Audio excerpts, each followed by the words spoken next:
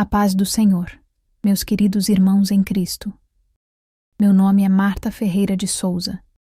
Tenho 77 anos e moro aqui em Recife há mais de 40.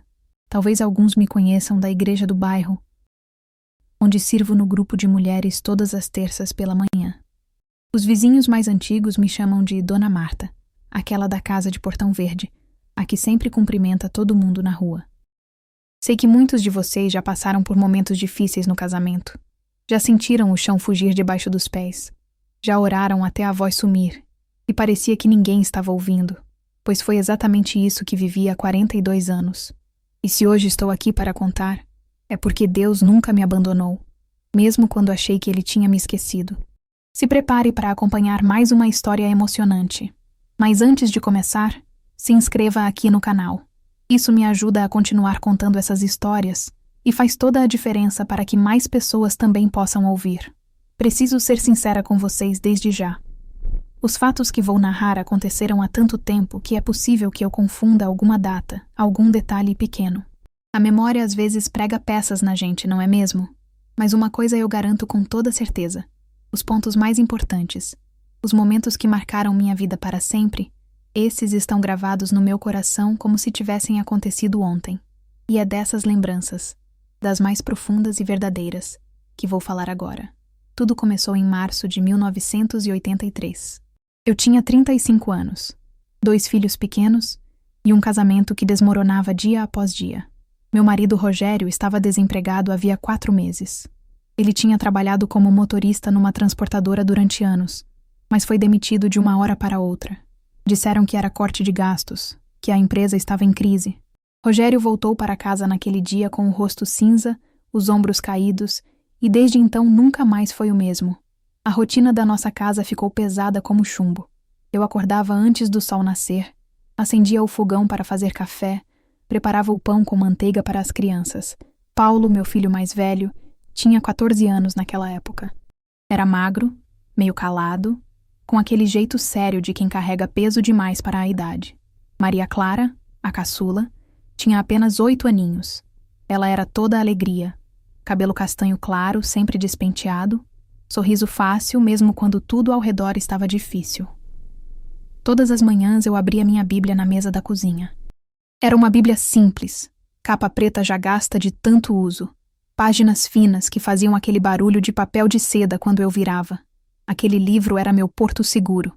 Eu lia um salmo antes de acordar as crianças. Pedia proteção, pedia sabedoria, pedia força. Rogério passava as manhãs procurando emprego. Saía cedo com o jornal debaixo do braço. Voltava no fim da tarde sempre com a mesma expressão de derrota. À noite, em vez de ficar em casa, ele ia para o boteco da esquina. Começou devagar. Só uma cerveja aqui, outra ali. Depois virou costume. Ele voltava cheirando a bebida, tropeçando no degrau da entrada, com os olhos vermelhos e a voz arrastada. Eu tentava conversar, mas ele desviava. Perguntava se tinha conseguido alguma coisa, e ele explodia. Gritava que eu não entendia nada, que eu não sabia como era humilhante bater de porta em porta e ouvir não. Aos poucos, ele foi ficando mais agressivo. Não me batia, não. Mas as palavras machucavam tanto quanto qualquer soco. Paulo percebia tudo. Eu via no olhar dele, naquele jeito de franzir a testa e apertar os lábios. Ele começou a se afastar de mim também. Acho que ele achava que eu era fraca por não reagir, por não gritar de volta, por não expulsar o pai de casa. Maria Clara era diferente. Ela ainda repetia as orações que eu ensinava. Antes de dormir, ajoelhava do lado da cama, juntava as mãozinhas e sussurrava pedindo proteção para o papai, para o irmão, para mim. A vizinha da casa ao lado, Dona Neuza, era uma viúva amarga que vivia sozinha. Ela tinha a pele morena escura, o rosto todo marcado por rugas profundas e um jeito seco de falar que cortava. Sempre que me via indo para a igreja ou lendo a Bíblia no quintal, ela soltava aquelas indiretas venenosas. Dizia que oração não pagava aluguel, que Deus não colocava comida na mesa. Eu tentava não ligar, mas confesso que doía. Foi num desses dias, enquanto eu lavava roupa no tanque do quintal, que encontrei algo estranho. Estava tirando as calças de Rogério da bacia quando senti um volume no bolso. Enfiei a mão e puxei uns papéis amassados, molhados. Eram cartas de cobrança. nomes que eu não conhecia, valores altos, prazos vencidos. Senti um frio na barriga. Esperei Rogério chegar naquela tarde. Quando ele entrou, ainda meio tonto de bebida, mostrei os papéis. Perguntei o que era aquilo. Ele mudou de cara na hora. Arrancou os papéis da minha mão com tanta força que quase me derrubou. Gritou que eu não tinha o direito de mexer nas coisas dele, que eu não entendia nada da vida. E saiu batendo a porta com tanta força que o batente tremeu. Fiquei ali parada, segurando o ar, sem saber o que fazer. Paulo tinha visto tudo da janela do quarto. Ele desceu e me olhou com aquela decepção silenciosa que dói mais que qualquer palavra. Nos dias seguintes, homens começaram a aparecer na porta de casa. Eram sempre 2 ou 3, de roupa escura, jeito ameaçador. Perguntavam pelo Rogério. Eu dizia que ele não estava, e eles iam embora deixando recados vagos, cheios de ameaça nas entrelinhas. Meu coração disparava toda vez que ouvia a campainha. Rogério continuava negando. Dizia que eu estava inventando coisas, que eu estava louca. Mas eu sabia que alguma coisa muito errada estava acontecendo. À noite, depois que as crianças dormiam, eu me trancava no quarto e ajoelhava do lado da cama. Fechava os olhos e tentava orar. Mas pela primeira vez na vida, senti algo que me assustou profundamente. Era como se minhas palavras batessem no teto e caíssem de volta. Como se Deus não estivesse ouvindo. Aquele silêncio de Deus me apavorava mais do que qualquer outra coisa. Eu chorava baixinho, com o rosto afundado no travesseiro para ninguém ouvir. Perguntava a mim mesma se minha fé era real ou se era só medo de ficar sozinha. Uma noite, ouvi um barulho no corredor. Levantei a cabeça e vi Paulo parado na porta do quarto me observando. Ele não disse nada, só ficou ali, com aquele olhar triste e perdido. Depois voltou para o quarto dele sem fazer barulho. Rogério saía cada vez mais cedo e voltava cada vez mais tarde. Os amigos dele, Zé Raimundo e Silas, também estavam desempregados. Zé Raimundo era moreno claro, corpo forte, bigode espesso. Silas era mais novo, olhos pequenos, sempre com cigarro na mão. Os 3 se juntavam no boteco e passavam horas bebendo, reclamando da vida, culpando todo mundo menos eles mesmos. Certa manhã, acordei e Rogério não tinha voltado. Fiquei a manhã inteira nervosa, olhando pela janela, esperando. Ele só apareceu no meio da tarde, cambaleando, fedendo a álcool e cigarro. Passou direto por mim sem dizer uma palavra e foi dormir. Sentei na mesa da cozinha e abri a Bíblia. Meus olhos caíram num versículo que dizia que Deus não abandona os seus. Li aquilo várias vezes, tentando acreditar. Queria acreditar, mas o silêncio dentro de mim continuava. Numa noite, enquanto eu estava ajoelhada orando, segurei a Bíblia com força contra o peito. Senti as lágrimas descerem quentes pelo rosto. Pedi a Deus que me desse forças para enfrentar o que estava por vir, porque alguma coisa dentro de mim sabia que o pior ainda estava por chegar. Passaram alguns dias tensos. Rogério continuava saindo cedo, voltando tarde, sempre com aquele cheiro de bebida grudado na roupa. Eu tentava manter a rotina, cuidar das crianças, limpar a casa, mas sentia que estava carregando um peso cada vez maior. Até que numa manhã ele apareceu diferente. Estava arrumado, barbeado, com a camisa passada. Disse que tinha conseguido uma entrevista de emprego numa empresa de logística. Meu coração saltou. Pensei que finalmente as coisas iam melhorar. Passei a manhã inteira em oração, pedindo que Deus abrisse aquela porta, que desse essa chance para ele, para nós. Enquanto preparava o almoço, cantarolava hinos baixinho, sentindo uma esperança que há muito não sentia. Mas quando Rogério voltou, no meio da tarde, eu soube na hora que algo tinha dado errado. Ele entrou em casa com o rosto vermelho, os punhos fechados, as narinas dilatadas. Perguntei como tinha sido. Ele explodiu. Gritou que alguém da transportadora antiga tinha dado referência negativa sobre ele, que não ia conseguir emprego nunca mais, que tudo estava perdido. Antes que eu pudesse dizer qualquer coisa, ele derrubou a mesa da cozinha com um empurrão violento. Os pratos caíram no chão e se estilhaçaram. Maria Clara estava sentada no canto da sala fazendo o dever de casa e soltou um grito de susto. Eu tentei acalmá-lo, mas ele me empurrou para o lado. Não foi violento, mas foi com desprezo, como se eu fosse um obstáculo no caminho dele. Ele gritou que Deus não ajudava ninguém, Só os ricos e os hipócritas da igreja. Disse que eu era tola de acreditar em oração, que nada disso servia para nada. Saiu batendo a porta com tanta força que a casa inteira tremeu. Fiquei ali parada no meio dos cacos de louça, tremendo. Maria Clara correu para mim chorando. Abraçou minhas pernas. Eu a peguei no colo e tentei acalmá-la, mas minhas mãos tremiam tanto que mal conseguia segurá-la direito. Foi quando Paulo desceu as escadas. Ele tinha visto tudo.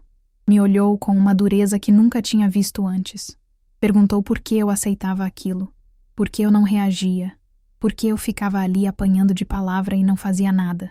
Respondi, com a voz embargada, que estava orando por ele. Que Deus ia tocar o coração do pai. Paulo soltou uma risada amarga, daquelas que machucam mais do que grito. Disse que oração não tinha mudado nada até agora, que eu estava me iludindo, que eu era fraca. Aquelas palavras do meu filho me acertaram como soco no estômago. Senti as pernas fraquejarem. Maria Clara continuava chorando no meu colo, e eu ali, dividida entre a dor do marido e a revolta do filho, sem saber o que fazer. Naquela noite, depois que coloquei as crianças para dormir, me tranquei no quarto. Ajoelhei do lado da cama e tentei orar, mas o silêncio de Deus estava ainda mais pesado. Parecia que minhas palavras não chegavam a lugar nenhum. Comecei a me questionar. Será que minha fé era real? Ou será que eu só tinha medo de ficar sozinha? Será que Deus realmente se importava comigo? Ou eu era só mais uma entre milhões de pessoas sofrendo? Chorei até não ter mais lágrimas. Senti uma solidão tão profunda que parecia que ia me engolir inteira. No dia seguinte, desesperada, fui procurar o pastor Elias na igreja. Ele era um homem negro, alto, calvo, de voz firme, mas olhar gentil. Sempre foi muito compassivo comigo. Quando cheguei, ele estava no pequeno escritório da igreja organizando uns papéis. Me recebeu com um sorriso cansado, mas sincero. Sentei na cadeira de madeira rangendo e desabafei. Contei tudo. A entrevista perdida, a explosão de raiva, os pratos quebrados, as palavras do Paulo. Contei que sentia como se Deus não me ouvisse mais, como se minhas orações batessem no teto e voltassem. O pastor Elias me ouviu em silêncio. Quando terminei, ele suspirou fundo. Disse que o deserto também era parte da jornada, que Deus não tinha me abandonado, que ele estava preparando algo que eu ainda não podia ver. Pediu que eu não desistisse do meu marido, por mais difícil que fosse. Disse que ia pedir para o irmão Adalberto organizar visitas de oração lá em casa. Aquelas palavras me deram um fio de esperança, mas a dor continuava. Agradeci e voltei para casa arrastando os pés. Quando cheguei, havia uma carta do interior esperando por mim. Era da minha mãe, Dona Rosa. Ela sempre escrevia com aquela letra tremida, mas cheia de carinho. A carta estava cheia de versículos bíblicos e palavras de encorajamento. Num trecho, ela escreveu que a fé que vale a pena é aquela que permanece mesmo quando não vemos resultado. Pediu que eu continuasse firme. Segurei a carta contra o peito e chorei de novo. Mas dessa vez era um choro diferente. Ainda doía, mas havia um pouco de consolo ali. Enquanto isso, Rogério estava no boteco com Zé Raimundo e Silas. Não sei exatamente o que aconteceu lá, mas depois eu fiquei sabendo. Foi naquela tarde que Zé Raimundo apresentou Rogério a um homem chamado Tonho. Ele era agiota, daqueles que emprestam dinheiro rápido, mas cobram juros altíssimos. Tonho ofereceu um empréstimo sem burocracia. Rogério, desesperado por dinheiro para manter as aparências e sustentar o vício, aceitou na hora. Não me contou nada. Aquele foi o primeiro passo rumo à nossa ruína financeira. Mas eu ainda não sabia de nada disso. Voltei para casa naquela tarde carregando o peso do deserto espiritual. Sentia que Deus estava em silêncio. Mas alguma coisa dentro de mim, talvez a voz da minha mãe ecoando através daquela carta, me dizia para não desistir. Passou uma semana desde aquele dia terrível da entrevista perdida. Eu tentava manter a rotina de orações com as crianças, mesmo sentindo que tudo estava desmoronando. Rogério continuava saindo, voltando bêbado, dormindo o dia inteiro. A casa vivia num silêncio pesado, daqueles que cortam a respiração.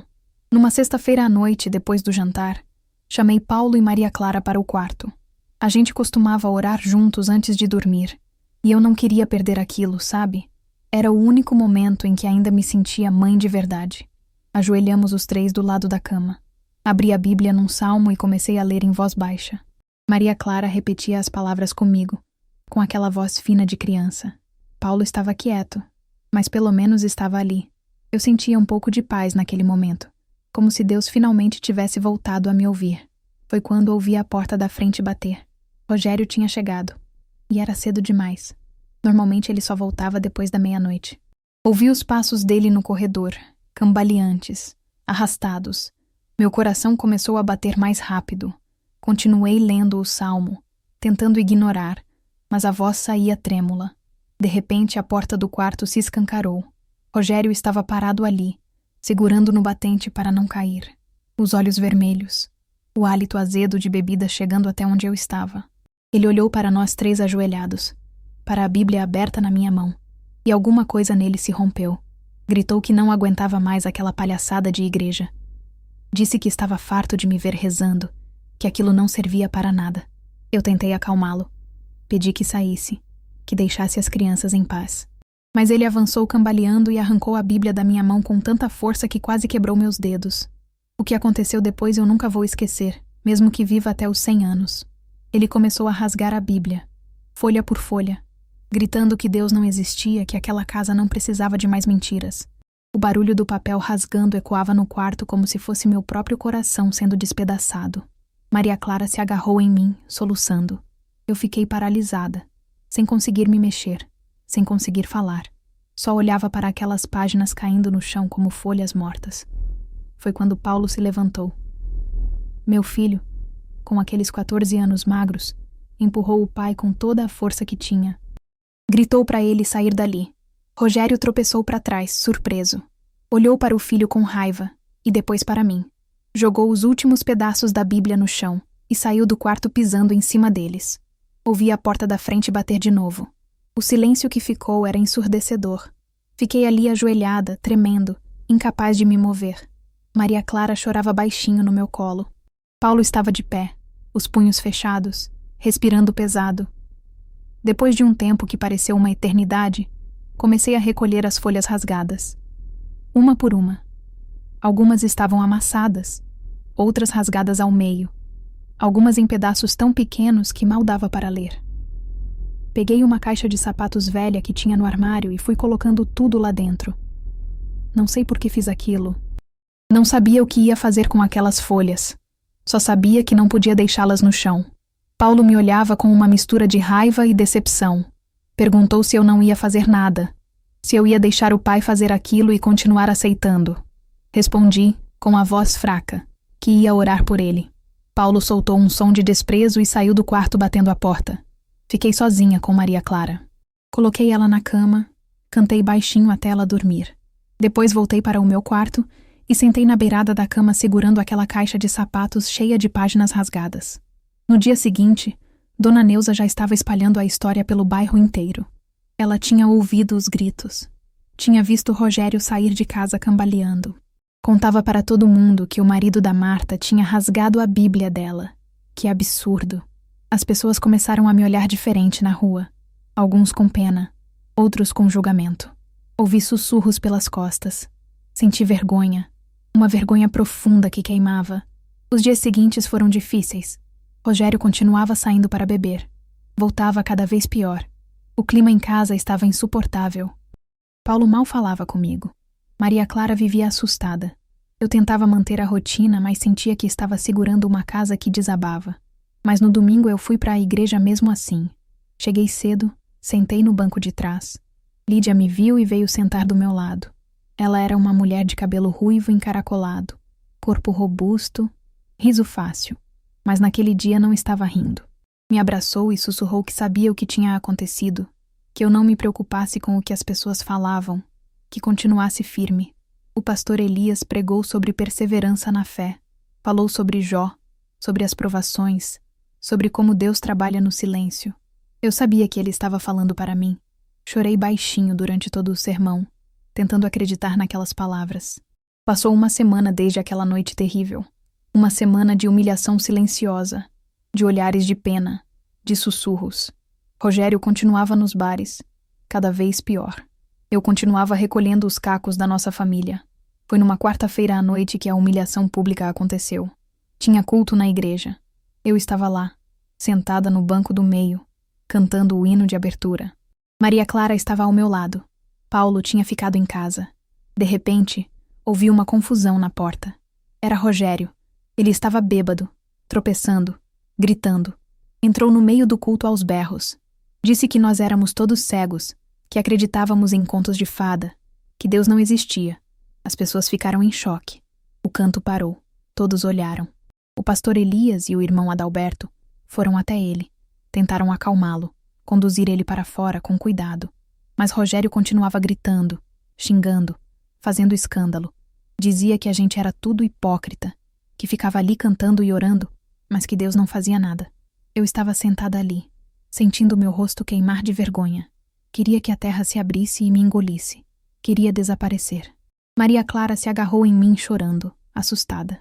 Quando finalmente conseguiram tirar Rogério dali, eu levantei e saí correndo. Lídia veio atrás de mim. Me amparou enquanto eu chorava na calçada. Nos dias seguintes, aquele episódio virou assunto no bairro inteiro. Dona Neuza não perdia a chance de comentar. Dizia que eu era coitada, casada com um homem daqueles, que eu devia era largar ele. Outras pessoas da igreja também começaram a falar. Ouvi comentários de que eu estava sendo tola, que estava aceitando humilhação demais, que qualquer mulher com amor próprio já teria ido embora. O peso do julgamento era quase insuportável, mas alguma coisa dentro de mim, teimosa, insistia que eu não podia desistir. Não sabia explicar o porquê. Talvez fosse fé, talvez fosse teimosia, talvez fosse medo. Mas eu não conseguia desistir. À noite, sozinha no quarto, abri a caixa de sapatos e olhei para aquelas páginas rasgadas. Peguei alguns pedaços nas mãos, tentei juntar as partes, ver se conseguia ler alguma coisa. Senti uma convicção profunda de que precisava fazer algo. Mas o quê? Não sabia. Ajoelhei do lado da cama, ainda segurando aquelas folhas rasgadas. Orei pedindo direção, pedindo forças, pedindo que Deus me mostrasse o caminho. O silêncio continuava, mas dessa vez, no meio daquele silêncio, senti uma pequena fagulha de esperança. Pequena, frágil, mas estava lá. Depois daquelas semanas terríveis, eu estava exausta, espiritualmente exausta. Sentia como se tivesse usado todas as forças que tinha e não sobrasse nada. Continuava orando, mas era como falar sozinha. Continuava indo para a igreja, mas sentia vergonha cada vez que entrava. Continuava tentando manter a casa em pé, mas tudo parecia desabar. Foi quando procurei o pastor Elias de novo. Fui até a igreja numa tarde de semana, quando sabia que ele estaria sozinho no escritório. Bati na porta e ele me recebeu com aquele jeito gentil de sempre. Sentei na cadeira rangendo e desabafei tudo.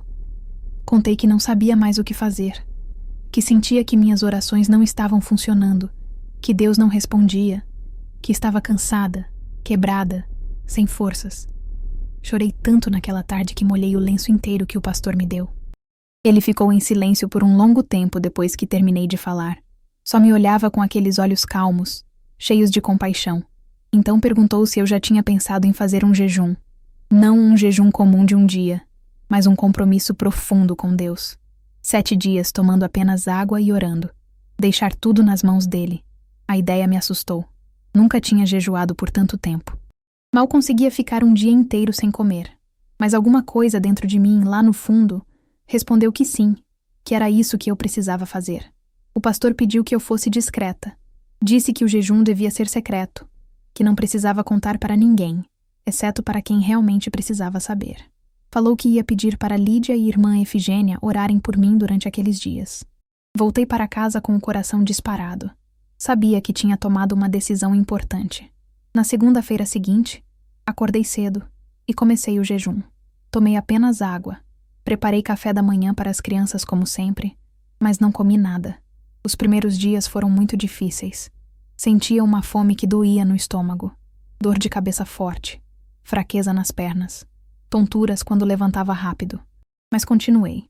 Paulo e Maria Clara perceberam que eu estava estranha, que só beliscava a comida. Inventei que estava com o estômago embrulhado, que ia passar. Dona Neuza, que não perdia nada, comentou lá na rua que eu estava com cara de doente. Perguntou se era depressão. Eu só sorri e desviei do assunto. Durante aqueles 7 dias, enfrentei tentações que nunca imaginei. Não era só a fome física. Era a dúvida, a vontade de desistir, de acreditar que nada ia mudar mesmo, que eu estava só passando fome à toa. Mas toda vez que pensava em parar, lembrava do pastor Elias dizendo que era um compromisso profundo com Deus. E continuava. Lídia me visitou 2 vezes durante a semana. Trazia palavras de encorajamento, segurava minha mão, orava comigo. Irmã Efigênia, a líder do círculo de oração, também apareceu. Ela era uma senhora pequena, cabelos brancos presos num coque, voz mansa. Me disse que estava jejuando junto comigo em alguns dias, que eu não estava sozinha. Enquanto eu passava por aquilo, Rogério estava vivendo o próprio inferno. Ele perdeu mais uma oportunidade de emprego, dessa vez porque apareceu bêbado na entrevista. Voltou para casa transtornado, dizendo que tudo estava perdido. Alguns dias depois, ele sofreu um acidente de moto. Nada grave, só uns arranhões. Mas ele chegou em casa pálido, assustado. Não quis contar direito o que tinha acontecido. Só trancou no quarto e ficou lá. À noite comecei a ouvir Rogério tendo pesadelos. Ele acordava gritando, suando. Uma vez ele berrou tão alto que acordou as crianças. Quando fui ver, ele estava sentado na cama, tremendo, dizendo que tinha ouvido alguém chamando o nome dele. Achei que era o álcool afetando a cabeça dele. Mas ele parecia apavorado de verdade. Percebi que ele estava me olhando diferente também. Eu tinha emagrecido durante o jejum. Estava mais quieta, mais para dentro. Mas acho que ele via alguma coisa no meu olhar que o incomodava. Uma firmeza que não estava lá antes. No 7º dia do jejum, que caiu numa segunda-feira, acordei me sentindo fraca, mas também estranhamente em paz. Passei o dia quase sem me mover, só orando. Não era oração com palavras. Era só um silêncio cheio de presença. Difícil de explicar. À noite, quando fui deitar, senti que o jejum estava completo. Tinha feito o que Deus pediu. Não sabia o que ia acontecer depois, mas tinha cumprido minha parte. Adormeci exausta, mas em paz. Mas naquela madrugada, antes do sol nascer, Rogério teve outro pesadelo. Ouvi ele acordar gritando. Fui até o quarto dele. Estava sentado na cama, suando frio, segurando o peito. Perguntei se estava tudo bem. Ele disse que sim, que era só ansiedade, que ia passar. Mandou eu voltar para o quarto. Voltei, mas fiquei inquieta. Alguma coisa estava diferente. Alguma coisa estava prestes a acontecer. Eu sentia no ar. Passaram alguns dias desde a humilhação pública na igreja. Rogério continuava nos bares, cada vez mais perdido. Eu mantinha o jejum em segredo, entrando no 5º dia.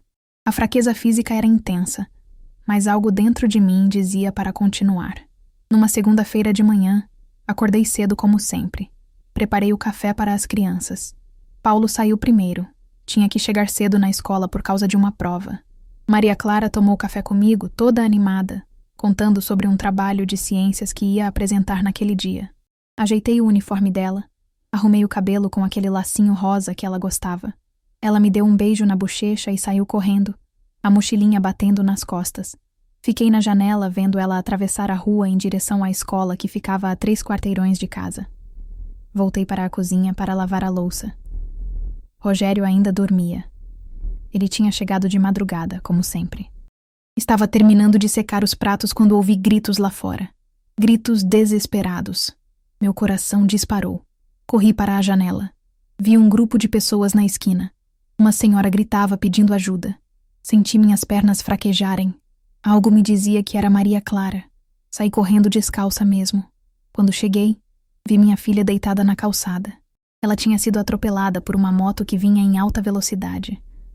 O motoqueiro estava parado ali perto, pálido, as mãos na cabeça. Uma vizinha segurava Maria Clara no colo.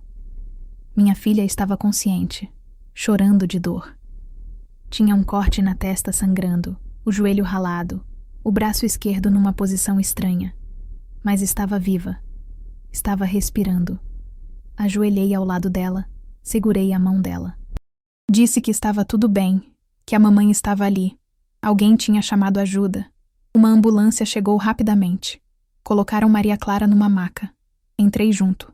No caminho para o hospital, segurei a mão da minha filha enquanto ela chorava. O enfermeiro examinava ela, Dizia que parecia ser só escoriações e talvez uma fratura no braço. Nada grave. Mas o susto foi imenso. No hospital, fizeram raio-x. Confirmaram. Fratura no braço esquerdo e alguns arranhões. Nada que colocasse a vida dela em risco. Iam engessá-la, e ela poderia ir para casa no mesmo dia. Mandei recado para Paulo através de uma vizinha que estava no hospital. Ele chegou apavorado, ainda de uniforme da escola. Quando viu a irmã com o braço engessado, mas acordada e reclamando, respirou aliviado. Rogério só soube quando chegamos em casa no fim da tarde. Ele tinha acabado de acordar. Quando viu Maria Clara com o braço engessado, com curativo na testa, ficou branco. Perguntou o que tinha acontecido. Contei sobre o atropelamento. Vi algo se quebrar dentro dele naquele momento. Rogério se ajoelhou na frente da filha. Começou a chorar.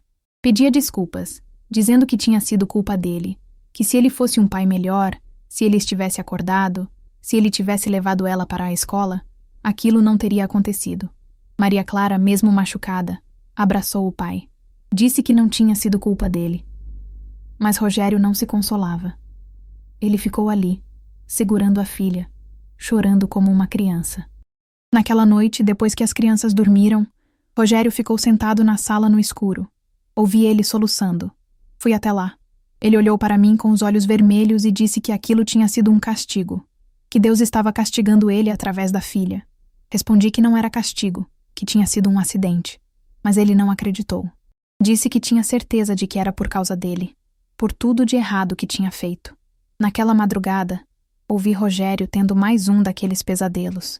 Ele gritou tão alto que acordei assustada. Quando fui ver, ele estava sentado na cama, suando frio, tremendo. Disse que tinha sonhado com Maria Clara morrendo, que tinha ouvido aquela voz de novo, a mesma dos outros pesadelos, dizendo que ele estava destruindo tudo o que amava. Tentei acalmá-lo. Disse que era só um pesadelo, que Maria Clara estava bem. Ele deitou de novo, mas ficou inquieto, virando de um lado para o outro. Voltei para o meu quarto. Era terça-feira de manhã, o 7º dia do jejum. Senti que tinha cumprido o que Deus tinha pedido. Ajoelhei e agradeci. Pedi proteção sobre minha família. Pedi que Deus tocasse no coração de Rogério. Deitei exausta, mas em paz, sabendo que tinha feito minha parte. Acordei cedo naquela manhã me sentindo estranhamente leve, apesar da fraqueza física. Era como se um peso tivesse saído dos meus ombros. Levantei devagar. Maria Clara ainda dormia. Paulo tinha saído cedo. Fui para a cozinha preparar café. Rogério ainda estava dormindo. Ele tinha passado uma noite terrível, acordando várias vezes com pesadelos. Deixei ele quieto. Comecei a limpar a cozinha enquanto o café esquentava. Eram quase 9 horas da manhã, quando ouvi um grito abafado vindo do quarto. Meu coração disparou. Larguei tudo e corri. Abri a porta e vi Rogério caído no chão de lado, segurando o peito com as 2 mãos. O rosto estava pálido, os lábios roxos, suor escorrendo pela testa. Ele tentava respirar, mas parecia que o ar não entrava. Gritei por socorro. Corri até a janela e berrei pedindo ajuda. Uma vizinha ouviu e veio correndo. Ela mandou o filho dela chamar uma ambulância enquanto ficava comigo tentando acalmar Rogério. Mas ele estava ficando cada vez pior. Os olhos revirando, o corpo tremendo. Alguém foi chamar Paulo na escola de novo. A ambulância demorava. Demorava demais. Um vizinho ofereceu o carro dele. Junto com outros homens da rua, conseguimos levantar Rogério e colocar ele no banco de trás. Entrei junto, segurando a cabeça dele no meu colo. Paulo veio na frente, em silêncio, com o rosto duro. Maria Clara ficou com uma vizinha. Ela tinha acordado com a confusão. Estava chorando, assustada. Mas eu precisava ir com Rogério. O caminho até o hospital público foi uma eternidade. Rogério gemia baixinho, segurando meu braço com força. Eu orava baixinho, pedindo que Deus não deixasse ele morrer. Não assim, não agora, não depois do acidente de Maria Clara. Minha família não aguentaria mais uma tragédia. Quando chegamos, entraram com ele correndo numa maca. Um médico de jaleco branco veio atender. Era o Dr. Gustavo Moura, um homem calvo de óculos, rosto sério. Ele examinou Rogério rapidamente e gritou para os enfermeiros levarem ele direto para a sala de emergência. Infarto agudo do miocárdio, ouvi ele dizer. Ficamos na sala de espera. Eu e Paulo, sentados naqueles bancos duros de hospital, rodeados de gente doente, cheiro de álcool e desinfetante. Paulo estava com os cotovelos nos joelhos, a cabeça baixa, as mãos fechadas. Eu segurava as mãos dele e orava em silêncio. Pensava no acidente de Maria Clara no dia anterior. Pensava em Rogério ajoelhado chorando, dizendo que era castigo. Pensava nos pesadelos dele. Será que Deus estava tentando falar alguma coisa? Será que aquilo tudo tinha um propósito? Não sei quanto tempo passou. Parecia horas. Parecia dias. Até que uma enfermeira saiu da sala de emergência correndo, chamando mais médicos. Meu coração afundou. Levantei, mas alguém me segurou. Disse para eu esperar. Depois fiquei sabendo o que tinha acontecido lá dentro. Rogério tinha tido uma parada cardíaca. O coração dele parou de bater. A equipe tentou reanimar ele por vários minutos.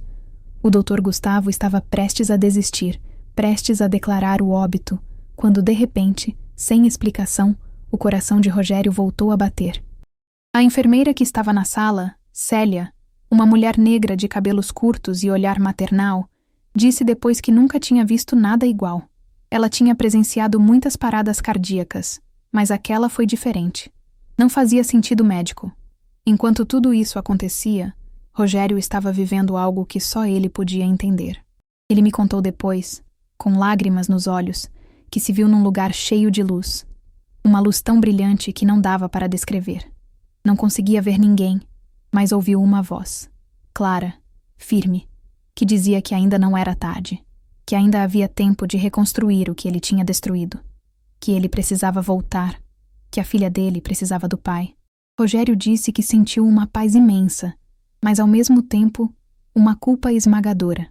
Chorou mesmo estando inconsciente. Chorou por tudo que tinha feito, por tudo que tinha destruído. Chorou pelo acidente de Maria Clara, pensando que tinha sido culpa dele. Quando finalmente despertou, horas depois, estava numa cama de hospital, tubos e aparelhos por todo lado. A primeira coisa que fez foi chorar. Lágrimas silenciosas escorrendo pelo rosto. A enfermeira Célia estava ao lado da cama, verificando os aparelhos. Ela se aproximou, preocupada. Perguntou se ele estava sentindo dor. Rogério balançou a cabeça. Sussurrou com a voz fraca que queria ver a esposa dele e queria saber como estava a filha. Célia veio até a sala de espera. Tinha lágrimas nos olhos. Disse que Rogério tinha acordado e que ele tinha acordado orando. Ela nunca tinha visto nada assim. Senti minhas pernas fraquejarem. Paulo me segurou pelo braço. Entrei no quarto devagar, com medo do que ia encontrar.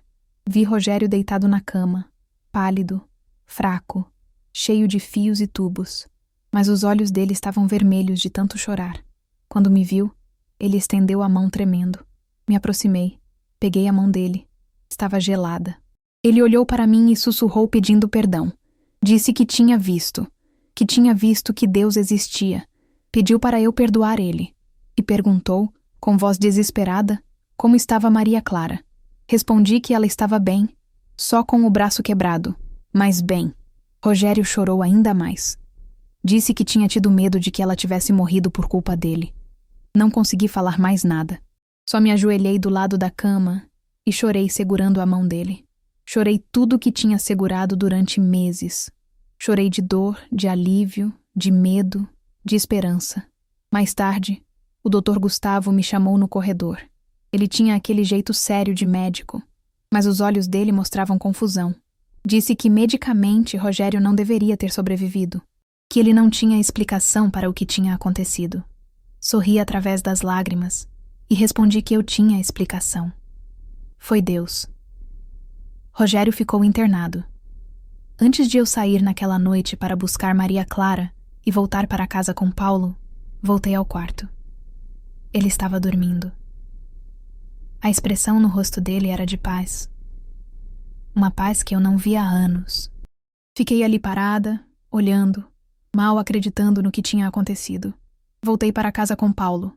Maria Clara correu para mim quando cheguei, o bracinho engessado pendurado. Perguntou pelo pai.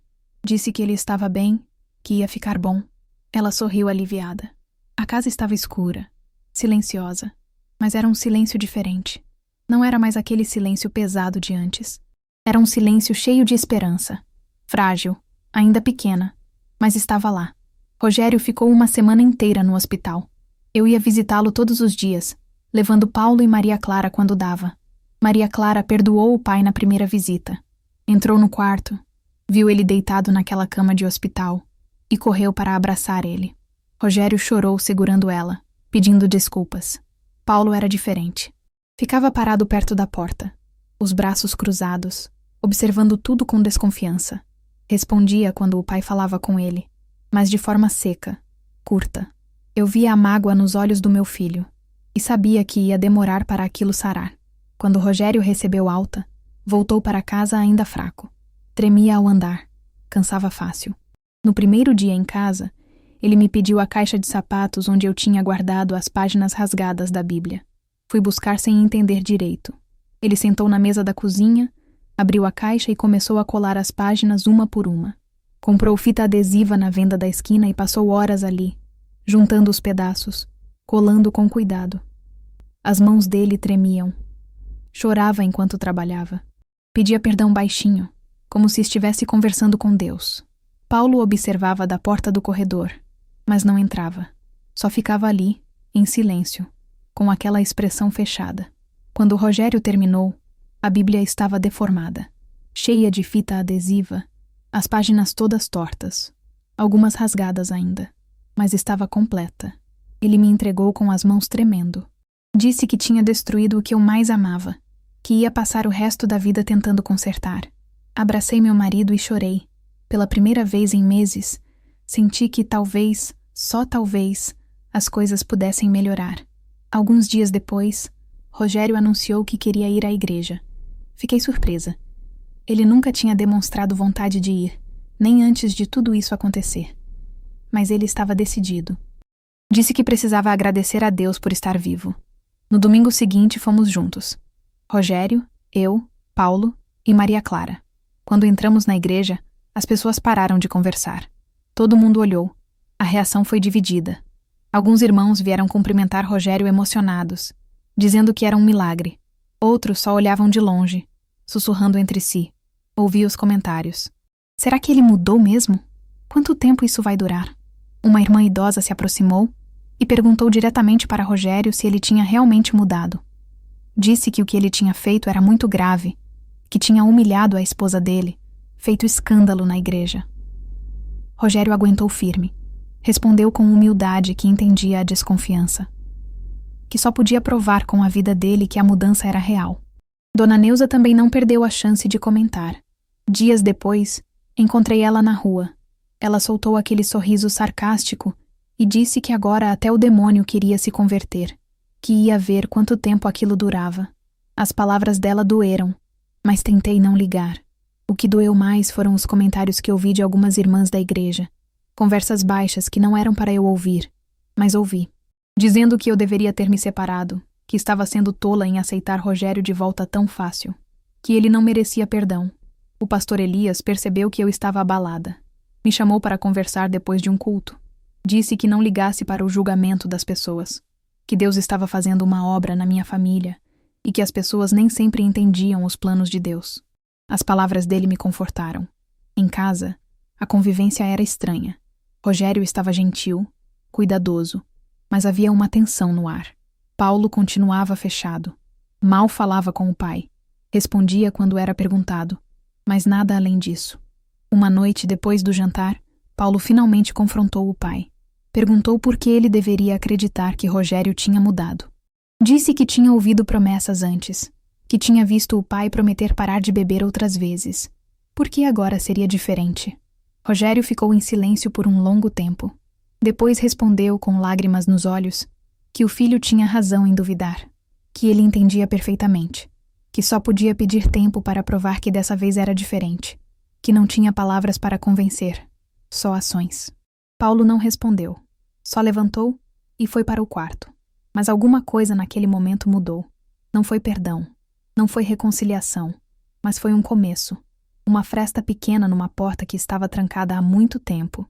Naquela noite, deitada na cama, olhei para a Bíblia recomposta em cima do criado mudo, toda deformada, cheia de fita, mas completa. E pensei que talvez fosse assim que Deus trabalhava, pegando as coisas quebradas, rasgadas, destruídas e juntando os pedaços de novo. Não ficava perfeito, ficavam as marcas, mas ficava inteiro. Passaram 2 semanas desde que Rogério teve alta do hospital. As coisas estavam começando a se acalmar. Ele ajudava em casa, conversava com as crianças, lia a Bíblia recomposta toda noite. Eu estava começando a acreditar que talvez o pior tivesse passado, mas eu estava enganada. Numa tarde de quinta-feira, bateram na porta.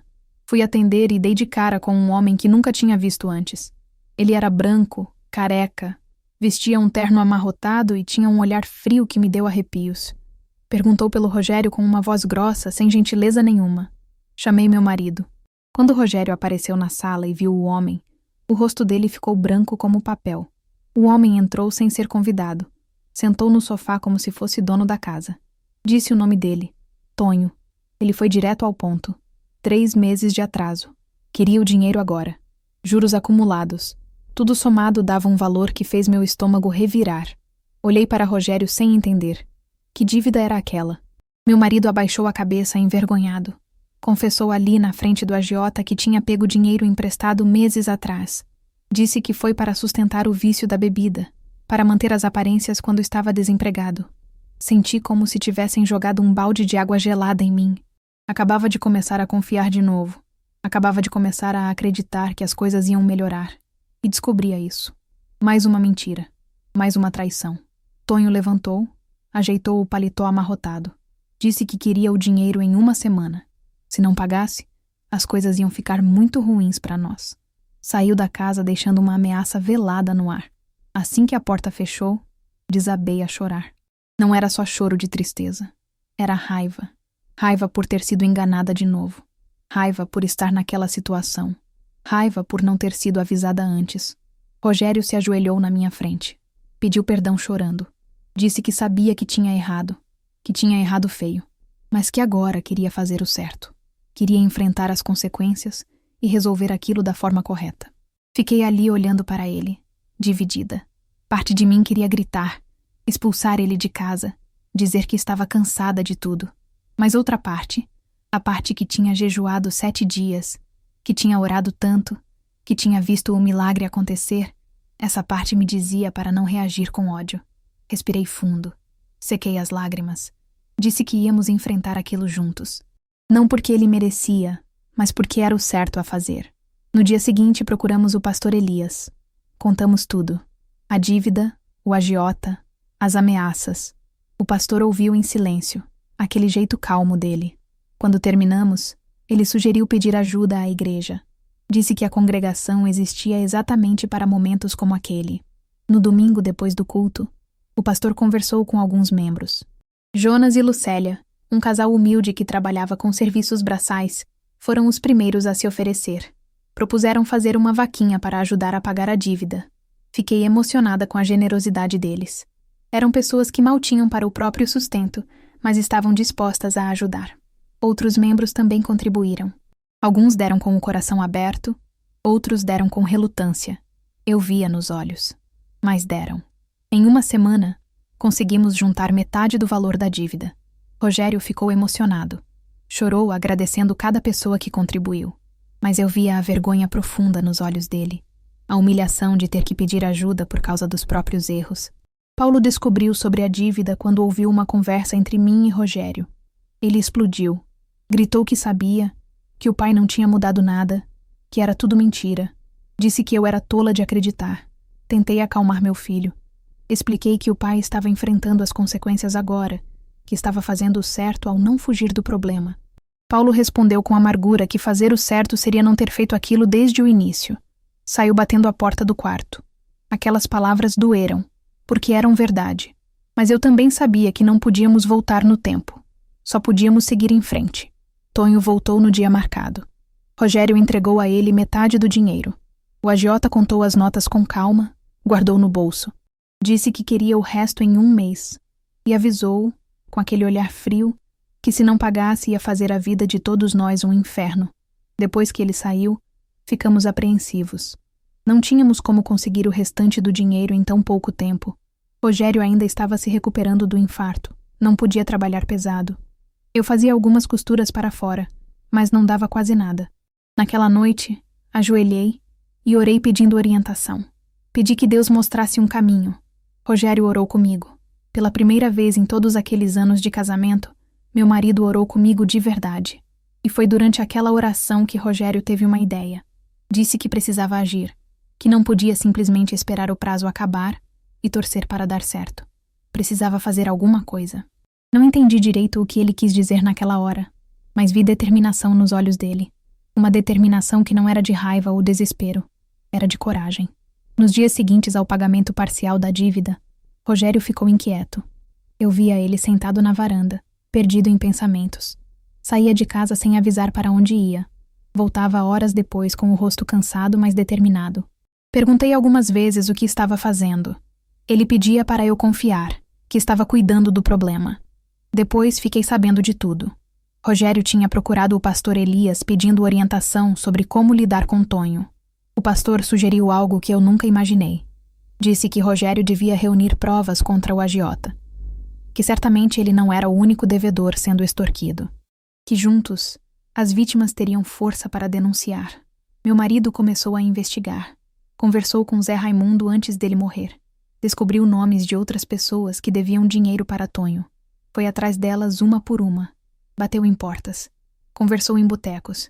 Procurou gente nos bairros vizinhos. Muitos tinham medo de falar. Tonho era perigoso. Tinha capangas. Ameaçava famílias. Mas Rogério insistia. Contava sua própria história. Dizia que ele também tinha medo, mas que não podiam viver assim para sempre. Que precisavam se unir. Algumas pessoas aceitaram ajudar.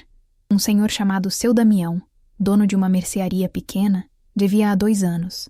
Mostrou recibos com juros que chegavam a 300%. Dona Irene, costureira do bairro ao lado, tinha emprestado para pagar remédio do marido doente. Estava pagando o triplo do valor original. Um rapaz chamado Cícero, que trabalhava na feira, tinha as economias todas comprometidas com a dívida. Juntos, reuniram tudo. Documentos, recibos, anotações em cadernos, registros de ameaças feitas por Tonho e pelos capangas dele, testemunhos escritos, datas, valores, tudo detalhado. Uma tarde Rogério me chamou. Disse que tínhamos que ir à delegacia. Confesso que fiquei com medo, mas ele segurou minha mão e disse que precisava de mim ao lado dele, que juntos éramos mais fortes. Fomos à delegacia num fim de tarde de agosto. O calor era sufocante. O prédio velho da delegacia tinha ventiladores barulhentos que não aliviavam em nada. Esperamos numa sala apertada até sermos chamados. O delegado Arnaldo Campos era um homem sério.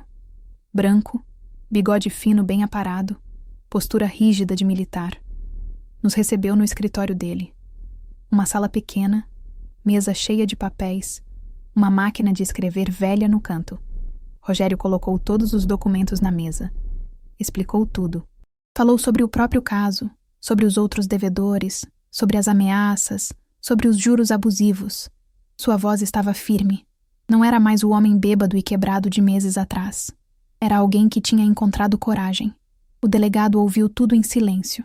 Examinou os papéis com cuidado. Fez perguntas. Anotou nomes.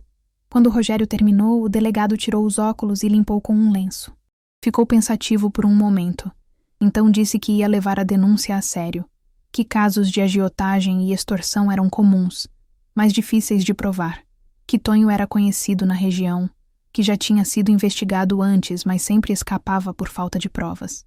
Mas dessa vez era diferente. Tinham documentos, testemunhas, evidências sólidas. O delegado propôs um plano. Ia marcar uma reunião com Tonho, como se fosse uma negociação. Pediria que Rogério comparecesse. Tonho certamente viria confiante, achando que estava no controle. Mas na verdade seria uma armadilha. Policiais estariam por perto. Quando Tonho fizesse ameaças ou confirmasse a extorsão, seria preso em flagrante. Meu coração disparou quando ouvi aquilo. Rogério participar de uma armadilha? E se algo desse errado? E se Tonho descobrisse e fizesse mal para ele? Segurei o braço do meu marido, pronta para dizer que não valia o risco. Mas Rogério aceitou antes que eu pudesse falar. Disse que faria o que fosse necessário. O delegado garantiu que nada ia acontecer. Que haveria policiais à paisana no local. Que ao menor sinal de perigo, interviriam. A reunião foi marcada para uma sexta-feira à noite, dali a 3 dias. O local seria um bar vazio perto do centro da cidade. Um lugar neutro. O dono do bar era conhecido do delegado e ia colaborar. Os 3 dias até a reunião foram os mais longos da minha vida. Rogério tentava parecer calmo, mas eu via o nervosismo. Ele comia pouco, dormia mal, passava horas orando. Eu orava junto. Pedíamos proteção, coragem, que Deus estivesse à frente de tudo. Paulo percebeu que algo estava acontecendo. Perguntou. Rogério contou o plano. Meu filho ficou pálido. Disse que era perigoso demais.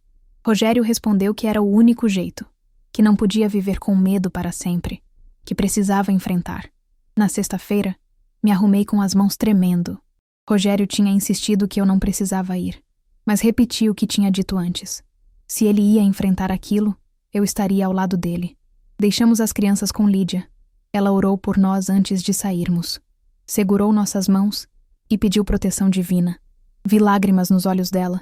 Sabia que ela estava com medo por nós. Chegamos ao bar na hora marcada. O lugar era simples. Paredes descascadas, mesas de madeira velhas, cheiro de mofo. Estava quase vazio. Só o dono atrás do balcão limpando copos. Ele acenou discretamente para a gente. Sentamos numa mesa no fundo. Meu coração batia tão forte que sentia na garganta. Segurava a mão de Rogério por baixo da mesa. Ela estava suando, mas firme. Olhei ao redor tentando identificar os policiais à paisana. Havia 2 homens numa mesa perto da janela, um outro perto do balcão, vestidos como trabalhadores comuns, mas com postura alerta. Tonho chegou 15 minutos depois.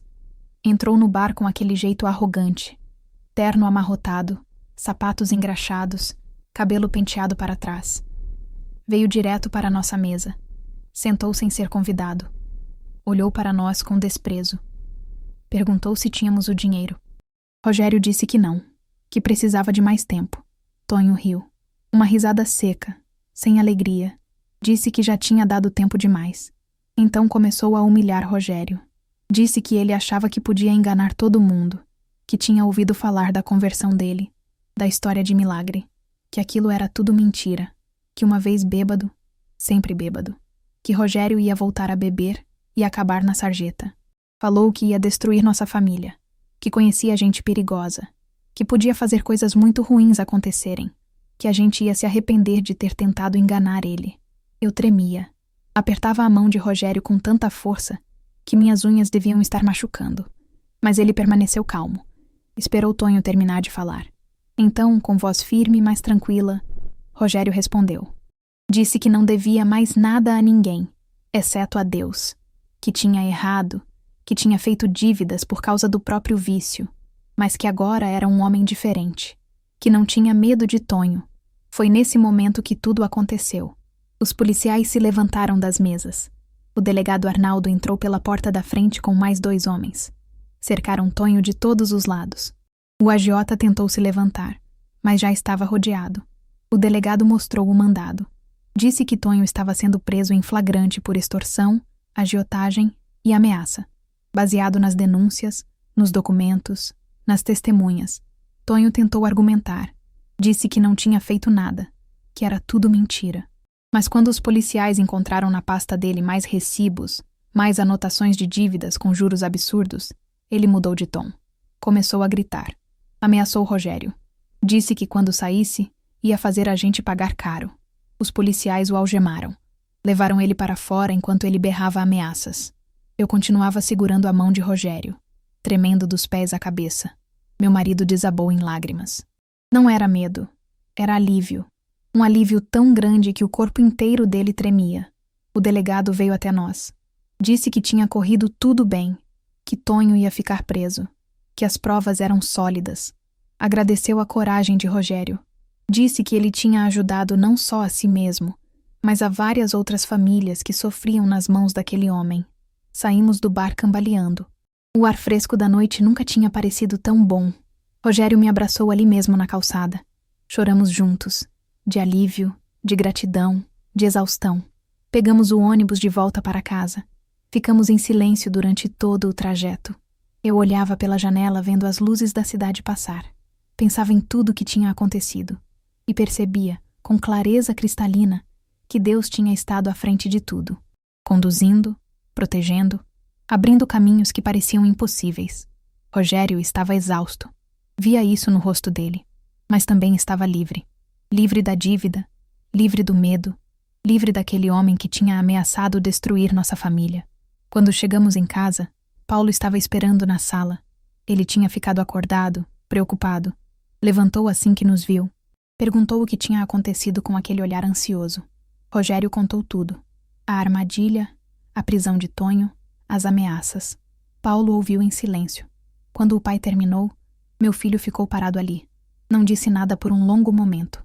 Então, pela primeira vez em meses, pai e filho se encararam sem raiva. Não houve abraço. Não houve palavras de perdão.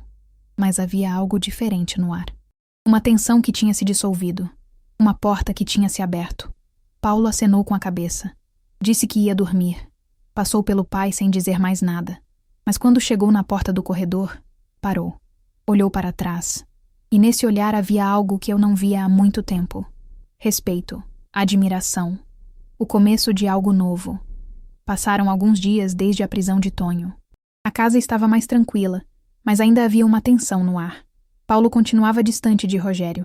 Eles se falavam quando necessário, mas nada além disso. Eu via meu filho observando o pai de longe, testando, analisando cada movimento, cada palavra. Numa tarde de sábado, Rogério estava no quintal consertando uma cadeira quebrada. Paulo chegou da rua e ficou parado na porta, olhando. Rogério percebeu a presença do filho e parou o que estava fazendo. Ficaram ali, os dois se encarando em silêncio. Senti que alguma coisa estava para acontecer. Paulo entrou no quintal devagar. Sentou num banquinho velho que tinha ali. Começou a falar. Lembrou das humilhações que tinha presenciado, das noites em que o pai voltava bêbado gritando, do dia em que ele rasgou a Bíblia, do escândalo na igreja, da vergonha que sentia dos colegas na escola quando ouviam os comentários sobre o pai dele. Rogério ouviu tudo em silêncio. Não tentou se defender. Não tentou justificar. Quando Paulo terminou, meu marido se ajoelhou ali mesmo no chão do quintal, na frente do filho. Começou a chorar. Admitiu todos os erros, um por um. Disse que Paulo tinha todo o direito de não perdoar. Que ele tinha feito coisas terríveis. Que tinha sido um péssimo pai. Mas que ia provar todo dia, pelo resto da vida, que tinha mudado. Paulo ficou olhando para o pai ajoelhado na terra. Vi lágrimas nos olhos do meu filho também. Mas ele não chorou. Só respirou fundo e disse que ia observar. Que não confiava ainda. Que precisava de tempo para ver se aquela mudança era real. Rogério acenou com a cabeça. Disse que entendia. Que ia esperar o tempo que fosse necessário. Não houve abraço. Não houve perdão declarado. Mas houve algo ali. Um primeiro passo. Uma ponte começando a ser construída sobre um abismo que parecia intransponível. Eu estava na janela da cozinha testemunhando aquela cena, chorando em silêncio. Entendi naquela hora que o milagre não tinha sido apenas físico. Deus estava operando algo muito maior. Estava restaurando nossa família pedaço por pedaço. Alguns dias depois, numa manhã de segunda-feira, bateram na porta. Quando abri, dei de cara com Dona Neuza. Mas ela estava diferente. Não tinha aquele olhar sarcástico de sempre. Os olhos estavam vermelhos, o rosto abatido. Parecia que tinha envelhecido 10 anos da última vez que a tinha visto.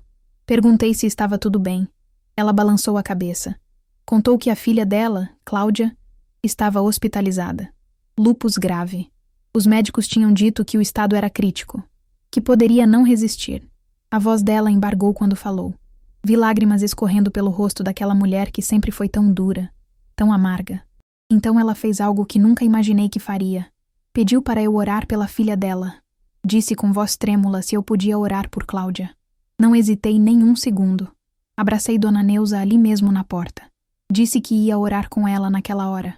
Trouxe ela para dentro. Sentamos no sofá da sala. Segurei as mãos daquela mulher que tinha zombado tanto da minha fé e oramos juntas. Dona Neuza chorou como eu nunca tinha visto ninguém chorar. Era um choro de anos guardados, de dor antiga, de uma mãe desesperada. Ela que sempre foi tão forte, tão fechada, ali estava quebrada na minha sala. E eu orava pedindo que Deus tocasse em Cláudia, que fizesse um milagre na vida daquela moça. Nos dias seguintes, fui visitar Cláudia no hospital. Levei a Bíblia recomposta comigo. Aquela Bíblia cheia de fita adesiva, toda torta, mas que significava tanto. Cláudia estava magra, pálida, ligada em vários aparelhos, mas estava consciente. Conversei com ela, falei sobre fé, sobre esperança. Li alguns versículos. Ela ouviu com atenção. Chamei irmã Efigênia e Lídia. As três começamos a orar por Cláudia todos os dias. Dona Neuza acompanhava, quieta, observando. Era como se ela estivesse aprendendo a orar de novo depois de tantos anos longe de Deus. Uma semana depois, aconteceu algo que os médicos não conseguiram explicar. Cláudia teve uma melhora repentina. Os exames mostraram que a doença tinha regredido. Os sintomas tinham diminuído drasticamente. O médico disse para Dona Neuza que não entendia, que aquilo não fazia sentido do ponto de vista médico. Mas estava acontecendo. Dona Neuza apareceu na minha porta de novo, dessa vez com um sorriso no rosto. Um sorriso verdadeiro, não aquele sorriso sarcástico de antes. Ela me abraçou chorando. Pediu perdão por ter zombado de mim durante tanto tempo. Disse que tinha sido tola, que tinha sido amarga, que tinha fechado o coração para Deus depois de perder o filho mais novo anos atrás. Mas que agora entendia, que Deus realmente existia, que tinha visto com os próprios olhos. Segurei Dona Neuza e chorei com ela. Chorei de alegria, porque percebi que meu sofrimento não tinha sido em vão, que Deus estava usando tudo aquilo que eu tinha passado para alcançar outros corações. A fé estava se espalhando. Estava contagiando até os mais céticos. Naquela noite, sentada na mesa da cozinha com Rogério, segurei a mão dele. Contei sobre Dona Neuza, sobre Cláudia. Olhamos um para o outro e sorrimos. Sorrisos cansados, mas cheios de esperança. Deus estava trabalhando, e nós estávamos vendo aquilo acontecer bem na nossa frente. Maria Clara entrou na cozinha nessa hora, pedindo ajuda com o dever de casa. Rogério a chamou no colo. Ela subiu sorrindo. Abraçou o pai. Eu olhei para aquela cena, e meu coração se encheu. Minha família estava sendo restaurada. Devagar, com cuidado, mas estava. Paulo passou pela cozinha indo para o quarto. Parou na porta, olhou para a cena do pai com a irmã. Não disse nada, mas vi nos olhos dele algo que não via há muito tempo. Não era perdão ainda, mas era consideração. Era uma porta se abrindo. Os meses foram passando. Rogério continuava firme. Não bebeu mais nenhuma gota de álcool. Acordava cedo todo dia para ler a Bíblia. Ajudava em casa. Conversava com as crianças. Procurou emprego e conseguiu um trabalho como ajudante numa oficina mecânica. O salário era pequeno, mas era honesto. A igreja acompanhava tudo de perto. Alguns com alegria genuína, outros ainda com desconfiança. Eu entendia. O que Rogério tinha feito não era fácil de esquecer, mas ele estava provando dia após dia que a mudança era real. Foi então que o pastor Elias me chamou para conversar. Disse que a igreja queria organizar um culto especial de gratidão pelo milagre que Deus tinha feito na nossa família. Queria me convidar para dar um testemunho. Contar para a congregação tudo o que tinha acontecido. Fiquei apavorada com a ideia. Subir no púlpito? Falar na frente de todo mundo? Eu que sempre fui tão quieta, tão reservada. Senti vergonha só de pensar. Vergonha de relembrar as humilhações, de expor tudo aquilo de novo. O pastor percebeu minha hesitação.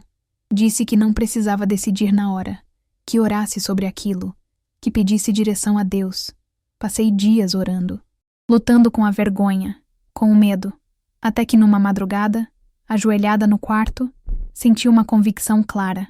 Deus estava me pedindo para fazer aquilo, para contar a história, não por mim, mas pelas outras pessoas que estavam passando pelo mesmo que eu tinha passado, pelas mulheres que viviam em casamentos difíceis, que oravam sem ver resultado, que sentiam o silêncio de Deus.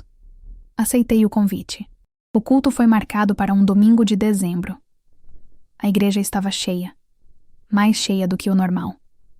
A notícia do testemunho tinha se espalhado pelo bairro. Dona Neuza estava lá, sentada na primeira fileira. Cláudia estava ao lado dela, ainda magra, mas recuperada. Lídia, irmã Efigênia, Jonas, Lucélia, todos os irmãos que tinham me apoiado estavam presentes. Quando chegou a hora, o pastor me chamou. Levantei com as pernas tremendo. Rogério segurou minha mão antes de eu subir. Disse baixinho que estava orgulhoso de mim. Aquelas palavras me deram a força que eu precisava. Subi ao púlpito. Olhei para toda aquela gente me olhando. Respirei fundo e comecei a falar. Contei tudo, desde o começo.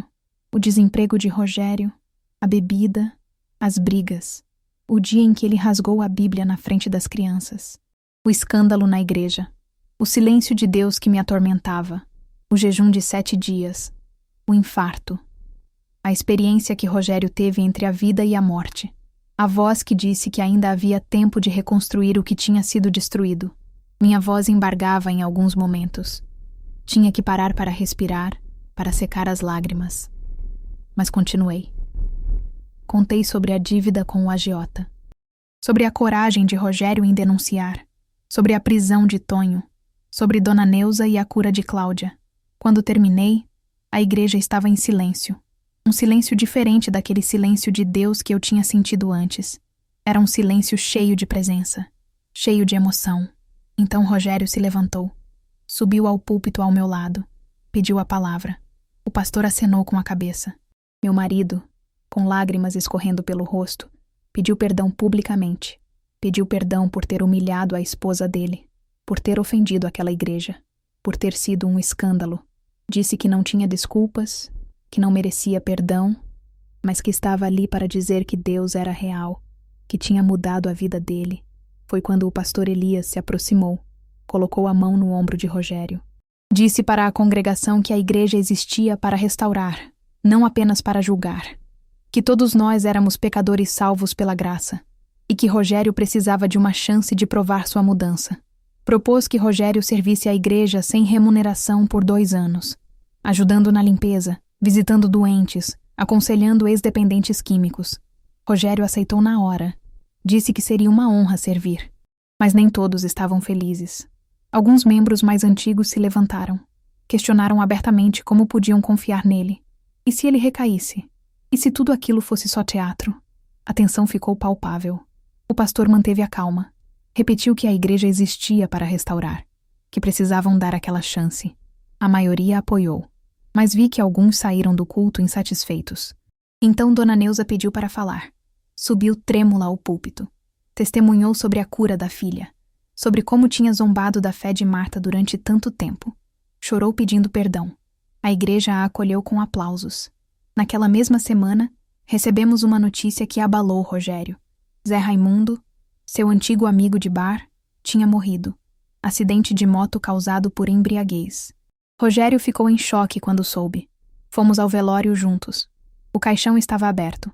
Zé Raimundo parecia mais velho do que realmente era, o rosto marcado pelo álcool. Rogério ficou ali parado olhando para o amigo morto, chorando baixinho.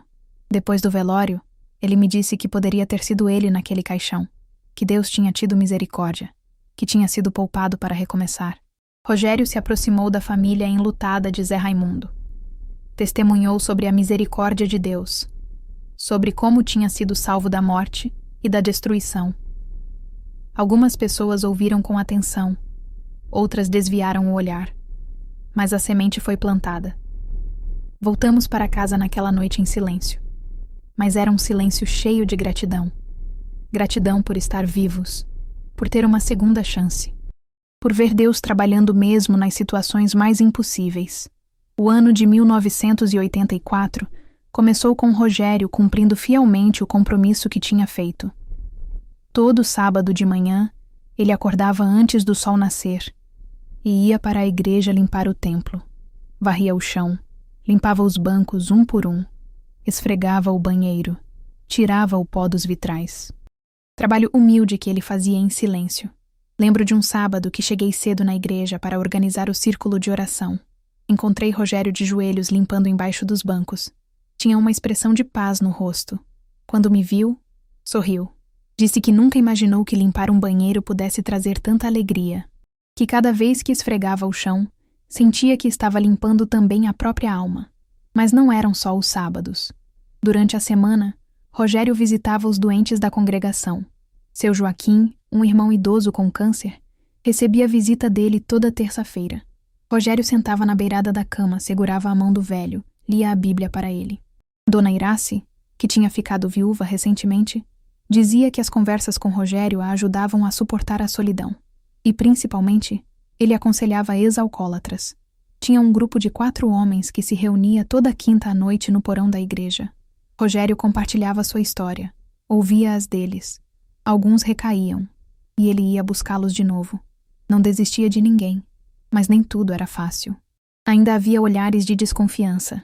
Certa vez, após o culto, ouvi uma irmã comentando baixinho com outra que não acreditava na mudança de Rogério, que ele ia recair, que era só questão de tempo.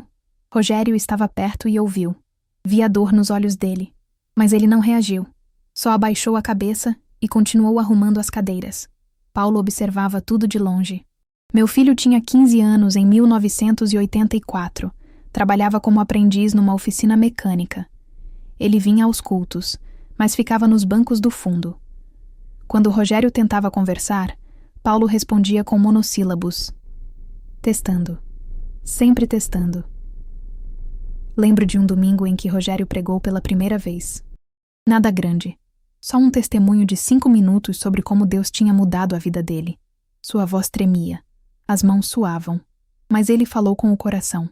Quando desceu do púlpito, Paulo estava saindo do templo. Vi Rogério observar o filho indo embora. A dor naquele olhar partiu meu coração. Em agosto de 1985, recebemos a notícia que abalou Rogério profundamente. Silas tinha morrido. Cirrose hepática. O fígado completamente destruído pelo álcool. Tinha apenas 39 anos. O velório foi num fim de tarde quente. O caixão era simples, barato. Poucas pessoas compareceram. A mãe de Silas, uma senhora pequena e curvada, chorava sem parar. Os irmãos dele estavam ali, rostos marcados pela mesma vida dura que Silas tinha vivido. Rogério ficou parado em frente ao caixão por um longo tempo, olhando para o amigo morto. Silas parecia mais velho do que realmente era. O rosto amarelado, magro, consumido. Rogério chorava em silêncio. Depois se aproximou da mãe de Silas. Segurou as mãos dela e pediu desculpas. Disse que tinha bebido com o filho dela muitas vezes, que tinha sido mau exemplo, que sentia muito. A senhora olhou para Rogério com os olhos vermelhos e perguntou se ele também bebia. Rogério respondeu que tinha bebido, mas que Deus tinha libertado ele, que ele tinha sido salvo para recomeçar, que Silas poderia ter tido a mesma chance, mas não teve tempo. Um dos irmãos de Silas se aproximou. Disse que tinha um filho de 17 anos que estava começando a beber, que não sabia como ajudar. Rogério conversou com ele depois do enterro. Deu o endereço da igreja, ofereceu ajuda, disse que se o rapaz quisesse, poderia participar do grupo de quinta à noite. No caminho de volta para casa, Rogério ficou em silêncio. À noite, sentado na mesa da cozinha, ele segurou minha mão e disse que poderia ter sido ele naquele caixão. Que Zé Raimundo e Silas, seus 2 melhores amigos de bar, tinham morrido por causa da bebida. Mas ele tinha sido poupado, tinha recebido misericórdia e não ia desperdiçar. Naquela mesma semana, Paulo apareceu em casa com uma notícia. Tinha ouvido no bairro sobre a morte de Silas. Perguntou se o pai tinha ido ao velório. Rogério confirmou. Paulo ficou ali parado, como se quisesse dizer algo, mas não disse. Só acenou com a cabeça e foi para o quarto. Mas eu vi algo mudando nos olhos do meu filho. No início de 1986, a igreja tomou uma decisão importante. O templo estava pequeno demais. A congregação tinha crescido muito nos últimos anos. Conseguiram comprar um terreno maior ali perto e arrecadaram fundos para construir um novo templo. A obra começou em março. Rogério se ofereceu como voluntário. Mesmo não sendo pedreiro, disse que podia ajudar no que fosse necessário. Carregava tijolos, misturava cimento, limpava o terreno. Trabalho pesado debaixo do sol quente de Recife. Foi num sábado de manhã, 2 meses depois do início da obra, que Paulo apareceu no terreno. Tinha 17 anos agora. Estava mais alto, mais forte. Chegou sem avisar, vestido com roupa velha, e disse que tinha o dia livre e queria ajudar. Rogério ficou surpreso. Não disse nada. Só acenou com a cabeça e entregou uma pá para o filho. Eles trabalharam lado a lado naquele dia. Cavando, carregando, suando juntos debaixo do sol. Poucas palavras eram trocadas. Mas havia algo ali. Algo sendo construído junto com aquele templo. No sábado seguinte, Paulo apareceu de novo. E no outro. E no outro. Pai e filho. Trabalhando em silêncio. erguendo aquele prédio tijolo por tijolo. Às vezes, Rogério ensinava Paulo como fazer alguma coisa. Às vezes, Paulo ajudava o pai quando via que ele estava cansado. Pequenos gestos, pequenas pontes sendo construídas. Lembro de uma tarde em que levei água e pão para eles. Cheguei e vi os dois sentados numa pilha de tijolos, descansando. Rogério contava uma história engraçada de quando era criança. Paulo ria. Ria de verdade. Fiquei ali parada observando aquela cena, com lágrimas nos olhos. Minha família estava sendo restaurada. Foi numa tarde de julho, calor infernal, sol a pino que aconteceu.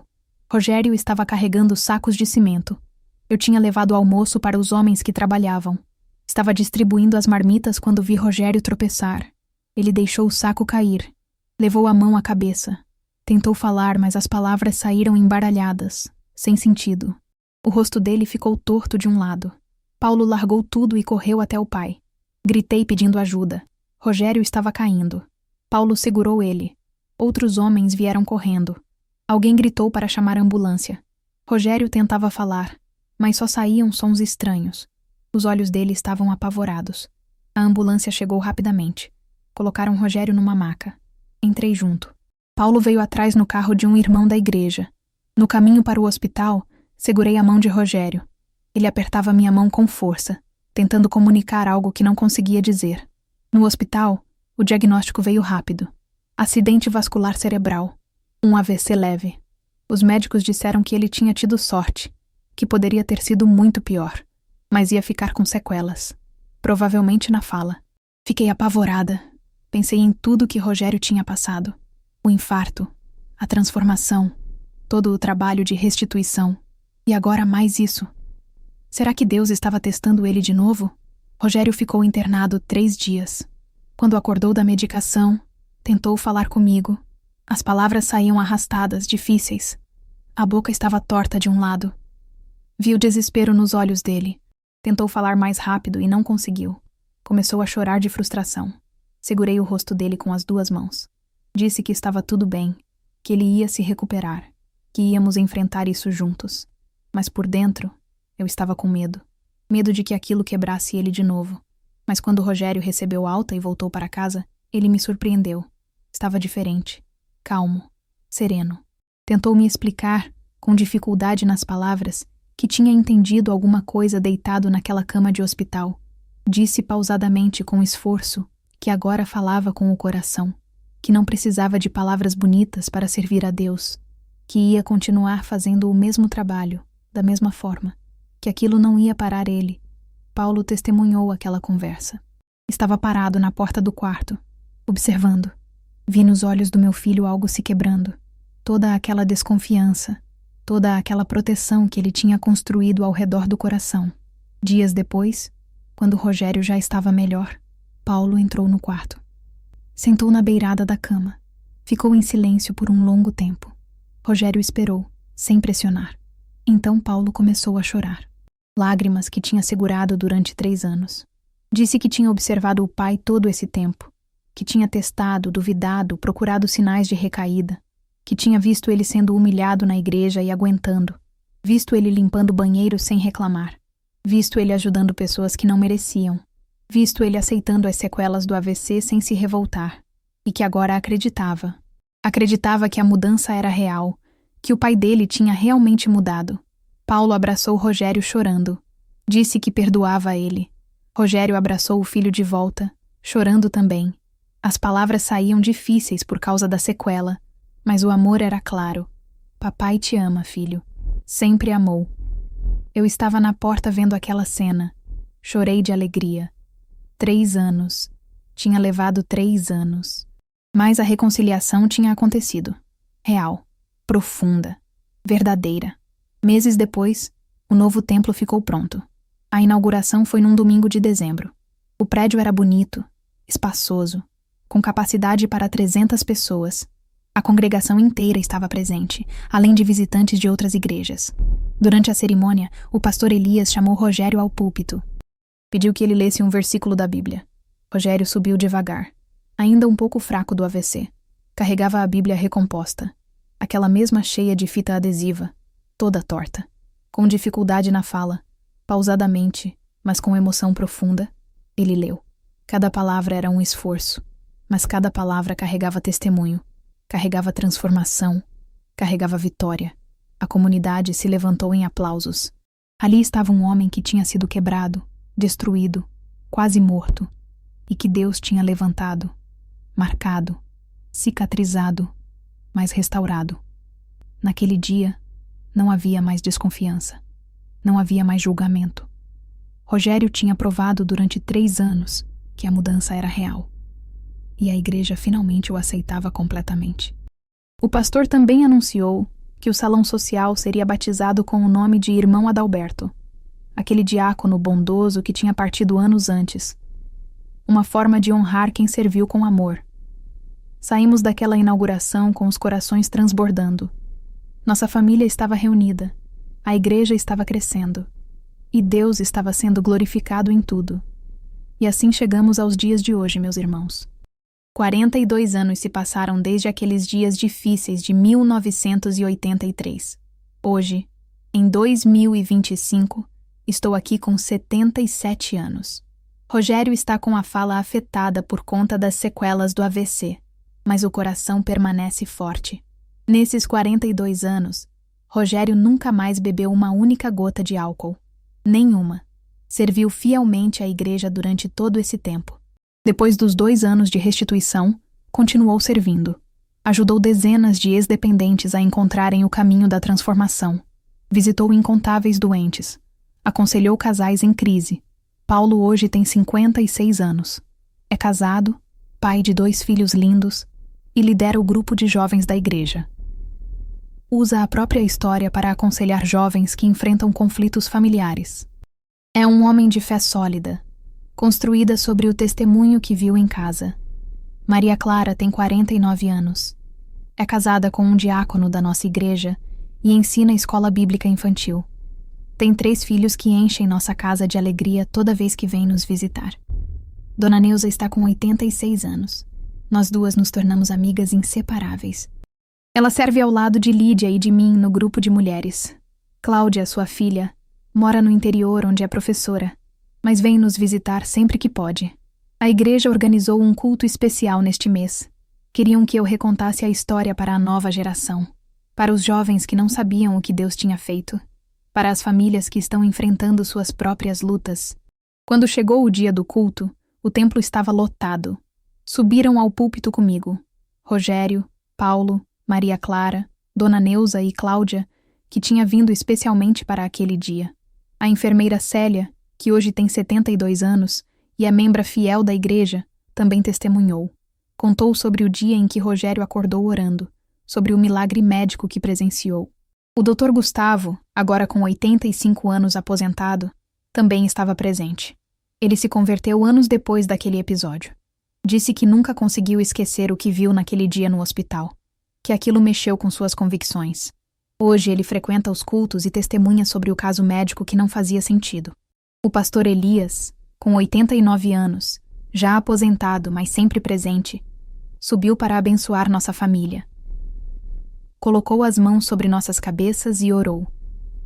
Sua voz estava mais fraca, mas a fé continuava inabalável. Contei para todos que nos últimos 42 anos, Rogério provou sua transformação. Não com palavras, mas com vida. Que ele ajudou dezenas de pessoas a saírem do vício. Que foi fiel, presente, dedicado. Algumas dessas pessoas estavam ali naquele culto. Levantaram para testemunhar. Homens e mulheres que tinham sido transformados porque Rogério compartilhou sua história com eles. Mas um momento me marcou especialmente naquele dia. Quando o culto terminou, uma jovem se aproximou de mim chorando. Ela tinha uns 30 anos. Estava visivelmente abalada. Contou que estava em crise matrimonial grave, que o marido estava afastado da fé, agressivo, que não sabia mais o que fazer, que tinha pensado em desistir. Abracei aquela jovem com força. Disse para ela não desistir, que eu sabia que doía, que era difícil, que parecia impossível, mas que Deus ainda trabalhava no silêncio. Que Ele não tinha me abandonado nos meus dias mais escuros e não ia abandonar ela também. A jovem se ajoelhou ali mesmo, pedindo oração. Chamei Rogério, Dona Neuza, Paulo, Maria Clara, Toda a nossa família se juntou em volta daquela moça. Oramos juntos, com fé, com esperança, com a certeza de que Deus pode transformar qualquer situação. Quando levantamos, vi lágrimas de esperança nos olhos daquela jovem e entendi que o milagre que Deus fez em nós não tinha ficado só conosco. Estava se multiplicando, alcançando outras vidas, outras famílias. O legado continuava. No final do culto, Rogério pediu para ler um último versículo da Bíblia recomposta. Aquela Bíblia que ele rasgou em raiva e depois colou em arrependimento. Aquela Bíblia que representa a nossa história. Com a fala difícil, mas com voz firme, ele leu. As palavras saíam devagar, mas cada uma delas carregava o peso de uma vida transformada. Então foi minha vez de encerrar. Olhei para toda aquela congregação, para minha família, para os irmãos que caminharam conosco, e disse: a maior surpresa não foi meu marido ter sobrevivido ao infarto. A maior surpresa foi descobrir que Deus realmente existia. E que ele ainda amava Rogério, mesmo depois de tudo, mesmo depois da rebeldia, da blasfêmia, da destruição. Deus não desistiu dele, e não desiste de nenhum de nós. Aprendi algo nesses 42 anos, meus irmãos. Deus não respondeu quando eu pedi. Ele respondeu quando me calei. Quando parei de exigir que ele fizesse do meu jeito, no meu tempo. Quando entreguei tudo nas mãos dele e confiei, mesmo sem entender. O silêncio de Deus não era abandono, era preparação. Ele estava trabalhando em lugares que eu não podia ver. Estava movendo peças que eu não conhecia. Estava preparando um milagre maior do que eu tinha pedido. Então, se você está passando pelo deserto agora, se está sentindo que Deus não te ouve, não desista. Continue orando. Continue acreditando. Continue em pé. Porque Deus trabalha no silêncio. E quando Ele se move, Ele transforma tudo. A congregação se levantou em aplausos. Lágrimas corriam pelos rostos. Rogério segurou minha mão. Aquela mão que segurou a minha durante 42 anos de casamento restaurado. Olhamos um para o outro e sorrimos. O milagre que Deus fez em nós não ficou no passado. Ele continua vivo. Continua se multiplicando, continua transformando vidas. E esta é a história que eu tinha para contar, meus queridos irmãos. Se ela tocou seu coração, se inscreva no canal, deixe seu like, compartilhe com alguém que precisa ouvir, porque testemunhos como este precisam ser contados, precisam ser compartilhados, precisam alcançar corações que estão quebrados, famílias que estão destruídas, pessoas que perderam a esperança. Deus ainda faz milagres. Deus ainda transforma. Deus ainda restaura. E se Ele fez por mim, pode fazer por você também. Que a paz do Senhor esteja com todos vocês. Amém.